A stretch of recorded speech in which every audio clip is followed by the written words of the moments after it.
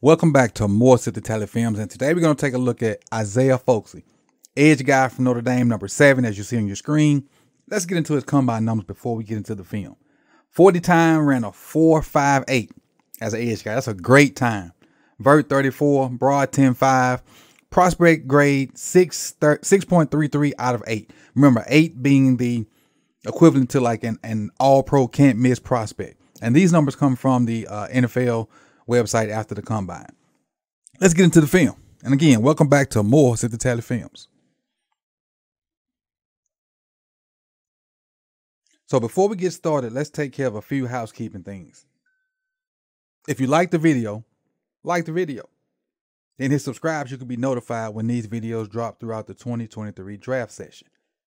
Again, you can see a ton of draft content on this channel. You can also see receiver and DB content on the main channel, which is Sip the Tally.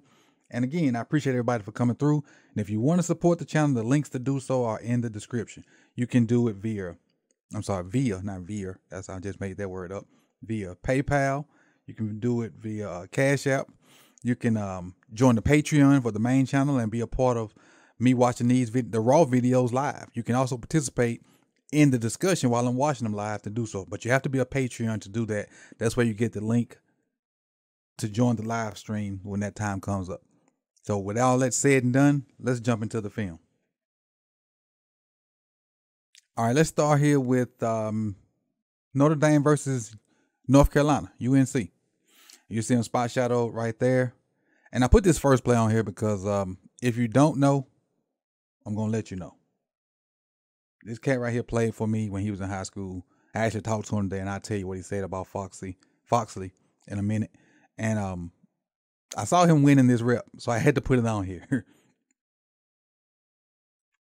And this is early in the game.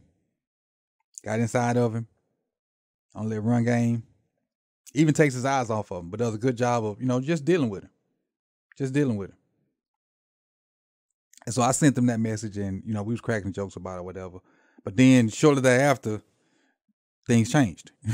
But they had a good battle back and forth. And what he said about Foskey was it was nothing bad. He just said, Coach, he was tough. He was tough to deal with, that's a compliment. That's a compliment. Let's go on to play 2.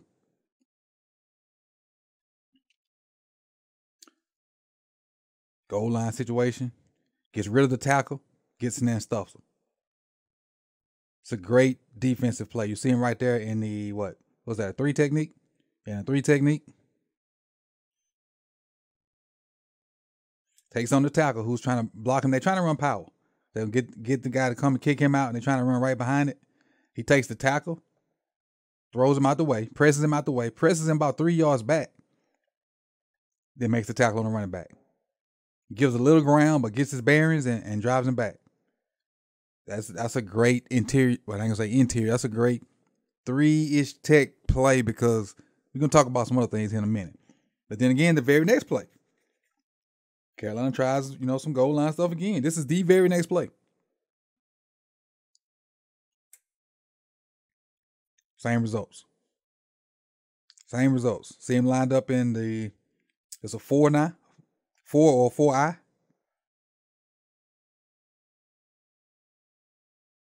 Try to block down on the same tackle. He just abused that tackle.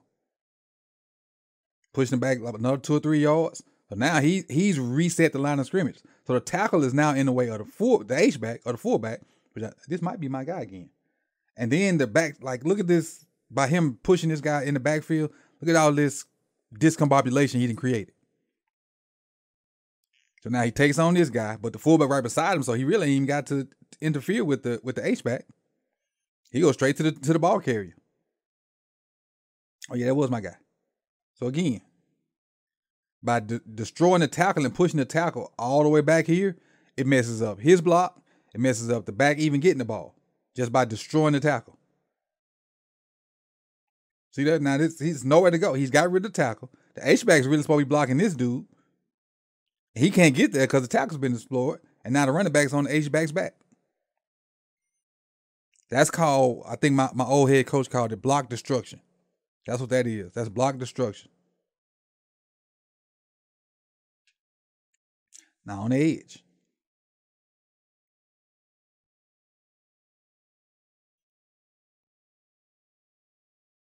Your draw player. It's a good job of setting the edge and being where you're supposed to be. Don't know if it's a run or pass yet. Then Carolina's doing a good job of making it look pass, because to me this looks like pass right now. You're just handing it off. But did a good job of closing the space. Good job of pressing the tackle back, closing the space back. So even if it is pass, he ain't got much room to work with.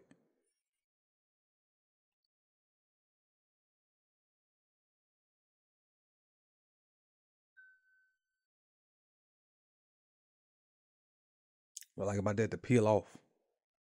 And watch him peel off. Watch him peel off on the back on this play. Not this one, but the all 22 one.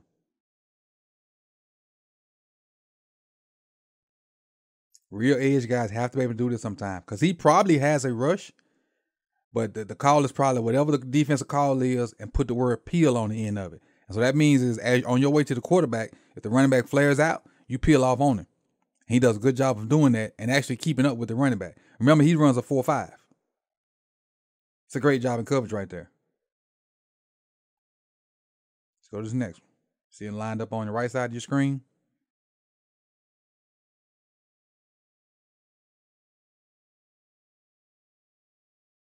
And now this is not a lot great about this move, but you'll see when we get to the scores. In run downs, he's a totally different player than he is in pass downs. He doesn't give you much in pass pro. Run defense, monster. Pass pro, like you won't see a clip from Ohio State on here, because that was his lowest grade. The tackles from Ohio State gave this man the business. But in the run game, he handled his own. Pass pro, not so great. But he did win a couple times this Carolina game. And again, that move really wasn't much of nothing. He just happened to win. This is bad tackle play right there. And on that in particular play. And he don't get the sack, but he kind of, gets a part of it. Again, that's from effort, though. That's mostly from effort. That's an effort sack. And again, versus Carolina, this is what he good at. The run game. The run game. He excels in the run game. Starting on the edge, he's going to get rid of the tackle again. Same dude. This dude had a long day versus Foskey. Foskey. Look at that. That's textbook. That is textbook. Watch. Got my edge. I'm going to extend my hands. Find the ball. I see the ball going inside. Let me get rid of you. Get in here and make the tackle. Textbook. Extend. Press you out. See the ball. Get rid of you. Make the tackle. Textbook. Teach tape stuff. This is teach tape stuff. As the construction crew is back. It's one of the few pass rush moves that he actually won. Like you can say this is a win in pass rush and not just effort. Slap that hand down, which is great. Great technique. So now the tackle only has one hand to work with. Now you got to do is get your shoulder by him, which he does. And it's over with now for the tackle. Just close the space. Does a good job. He don't get the sack, but he created the sack. And let's do one more play. And I really want this play on here because it's the snow. But watch how he sets the edge. The edge guys have to be great edge setters. And he does a good job on this play just setting the edge. He's going to take it on with his left shoulder. And that right arm's free. Force it back inside. And the cavalry's there to make the tackle. And that's all. That's just doing your job. He don't get a tackle for that. He don't get a sack. He don't get none for that. He just did his job, set the edge, allowed his other teammates to make a play. Let's get into the scores for Isaiah Foskey. So again, everything's out of 80, just as a reminder. Motor, 70 out of 80. Pass rush, and again, I mentioned it briefly, 56 out of 80 because this pass rush game was not very good. Versus Ohio State, it was atrocious. And you can see if you come watch the draft guide or come look at my draft guide, which will be a link for that will be in the description. You'll see the scores for each individual game. And versus Ohio State, his pass rush was an 11. Probably could have been worse, but I stopped at 11. So for pass rush, he got a 58. Edge sets, he got a 75, which is his highest number. And that's because he's good in the run game. And y'all know I talked about edge sets, not necessarily just setting the edge, but what you do in the run game. Pursuit, meaning when, you know, chasing the ball down, trying to get after it, and then short area quickness as for being able to change directions and do things like that. That peel play kind of showed you his short area quickness where he was able to stop on a dime and run after that running back. But a total score of 66.8, which puts him at, let me see, put him at third. And he's only the fourth edge I've done so far, but that puts him at third behind. Because I did go back and change some scores for Will Anderson. And Will Anderson is my number 2 guy. Tyree Wilson still my number 1. And Isaiah Foskey would be number 3 out of that group. Miles Murphy is number 4. So again, the draft guide shows you all the scores for everybody I've done so far. If you click that link, it'll take you to a Google Docs document that you can look at. You can check out, you know, I got edge, corner, tight end, interior D-line, quarterback, running back, and wide receiver so far. So again, I appreciate you guys for coming through. Again, if you like the video,